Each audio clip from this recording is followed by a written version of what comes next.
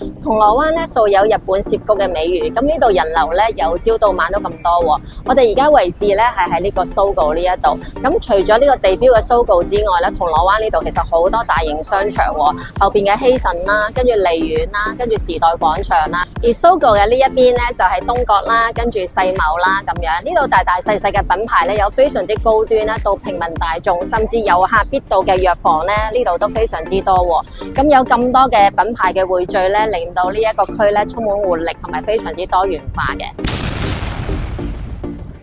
我哋咧而家咧嚟到怡東呢一度咧，呢個就係今日我哋要介紹嘅鋪面啊！呢度總戶面咧去到70尺咁大嘅。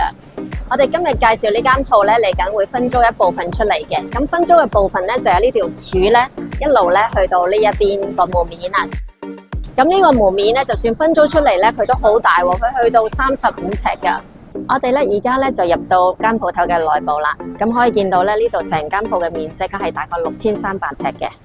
呢間鋪咧其實係一個香港非常之有名嘅本土品牌嚟嘅，基本上係全香港人都識噶啦。而呢個鋪位咧，佢哋喺現址咧已經超過30年。呢個品牌咧現時喺銅鑼灣咧有2間非常之大型嘅旗艦店嘅，咁所以呢一間咧業主就決定咧就將佢分租一部分出嚟啦。咦，睇翻呢個 floor plan 咧，咁咧業主咧會將分租嘅部分咧就由呢一度開始咧計到去咧呢一邊條柱，跟住呢度成橛咧都係咧分租嘅部分，大概個面積係2685尺嘅。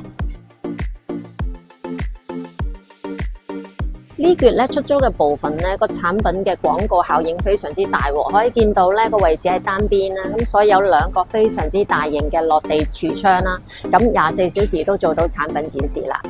同大家講下呢間鋪嘅租金尺價啦，依家業主咧就叫租120蚊尺嘅，咁其實咧就算唔係咁大型嘅遊客區啦，咁一般嗰啲地鋪咧，其實嗰啲租金咧都輕易去到100幾200蚊，甚至300-400蚊都會有㗎咁樣，咁所以咧呢個嘅叫價咧非常之合理嘅。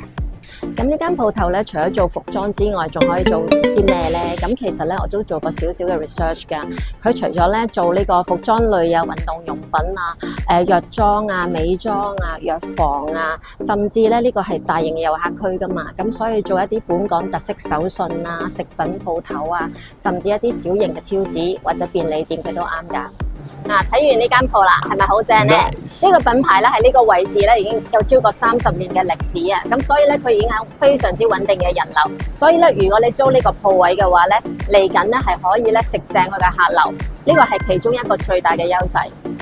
而呢間鋪嘅第2個優勢咧，正正就係呢個櫥窗位啦，佢係正對住世貿嘅喎，咁即係話去世貿嘅人流咧點都會望到呢一個位置。另外咧呢條街咧都好旺啊，你見到咧不斷咧有人流咁樣喺度經過。鋪頭上邊咧呢度有個大型嘅外牆廣告牌，如果租客有需要用到咧，都可以同業主傾㗎。